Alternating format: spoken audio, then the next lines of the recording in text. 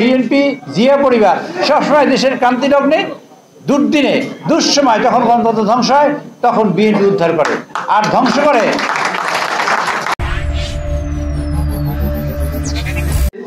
বিএনপির vice chairman জনাব নুরুল ইসলাম মনি hard criminal, এদেশের মানুষ খুন করেছে, এদেশের মানুষকে গুম করেছে, এদেশের বাকস্বাধীনতা নষ্ট করেছে, গণতন্ত্র নষ্ট করেছে। সেরকম লোককে আপনারা আশ্রয় দিয়েছেন, তার পাসপোর্ট নাই, তার ভিসা নাই, অথচ তারা আশ্রয় দিয়েছেন। আর আমাদের এখানে চিন্ময়কে নিয়ে আপনারা চিল্লাচিল্লি করছেন। গয়েশ্বর বাবু যখন আহত হয়, গয়েশ্বর বাবুর ছেলের বউ নিতাই রায়ের মেয়ে যখন আহত হয়, নিতাই রায় যখন আহত হয় এবং ক্ষতিগ্রস্ত হয়, জেলে যায়, তখন আপনারা কোনো বিবৃতি দেন না, তখন তারা বিএনপি। আপনাদের স্বার্থে কোনো প্রশ্ন আসলে তখন আপনারা বিবৃতি দেন যে সংখ্যালঘুদের নির্যাতন করা হচ্ছে।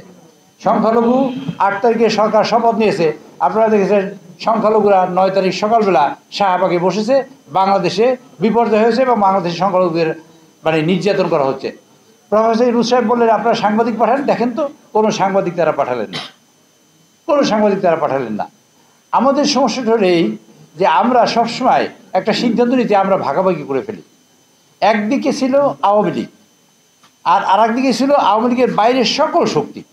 তাদের ইচ্ছা ছিল যে বাংলাদেশে হাসিনা পালিয়ে যাক বা হাসিনার পতন হোক, এটাই ছিল সিদ্ধান্ত। কেন হাসিনার পতন হবে?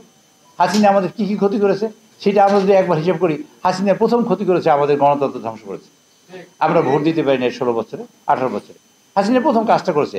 দ্বিতীয় কাজটা করেছে শেখ হাসিনা এখানে বসে গণতন্ত্র ধ্বংস করে তারপর এই দেশটার মানুষের সকল স্বাধীনতা নষ্ট করে দিয়েছে। বাক স্বাধীনতা, সংবিধান সংশোধন করে একটা কাগজে পরিণত করেছে। তারপর কি করেছে?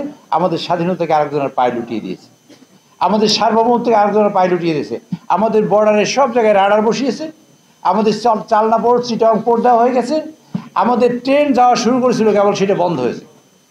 এটা হলে কি হতো যে আমরা আমাদের যেটা অর্জন করেছি তা হারাতাম।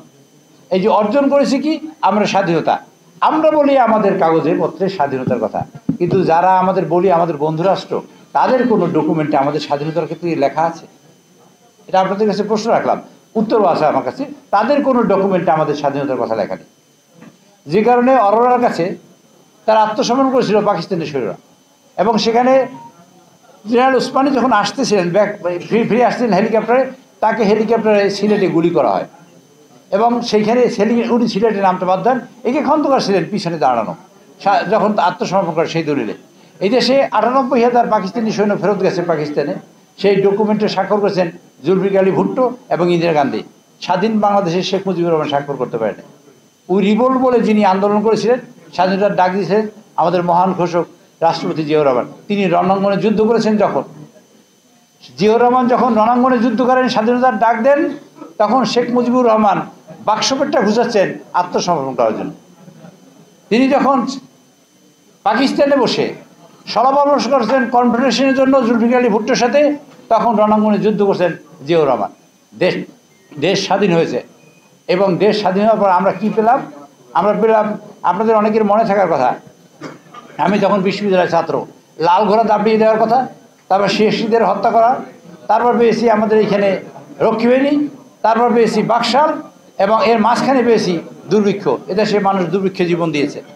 এই করে আমরা যখন গণতন্ত্র হারাই তখন জিয়াউর রহমান আমার সামনে আসেন, যখন দেশ পথ হারায় তখন জিয়াউর রহমান সামনে আসেন।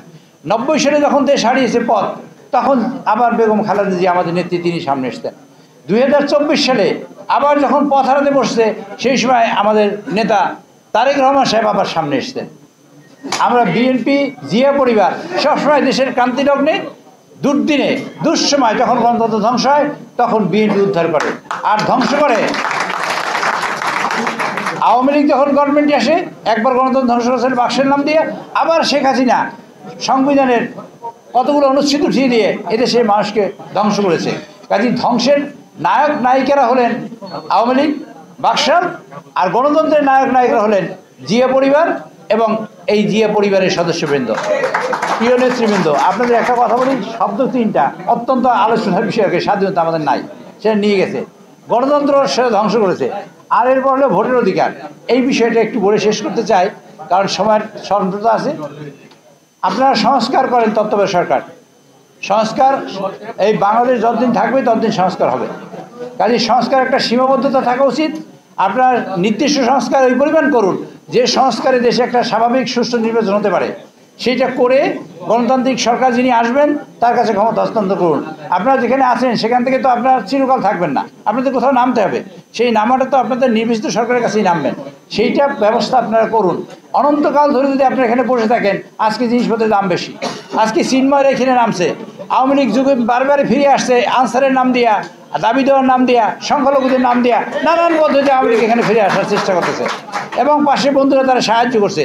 কাজে আপনারা এমন কিছু করুন যাতে বাংলাদেশের ভবিষ্যৎ যাতে নষ্ট না হয়, বাংলাদেশ যেন ক্ষতিগ্রস্ত না হয়, বাংলাদেশ যেন বেঁচে থাকে, তার ব্যবস্থার জন্য আপনারা অচিরেই একটি নির্বাচনের ব্যবস্থা করুন এবং সেই নির্বাচনটা অবাধ সুষ্ঠু হতে পারে তার একটা ব্যবস্থা করুন। নির্বাচিত সরকারের কাছে আপনার ক্ষমতা হস্তান্তর করুন, আপনার সংস্কার করবেন। সংস্কার করার পরে দেখা গেল নির্বাচিত সরকার সেটা মানল না, তাহলে আপনারা সংস্কার করলেন কি?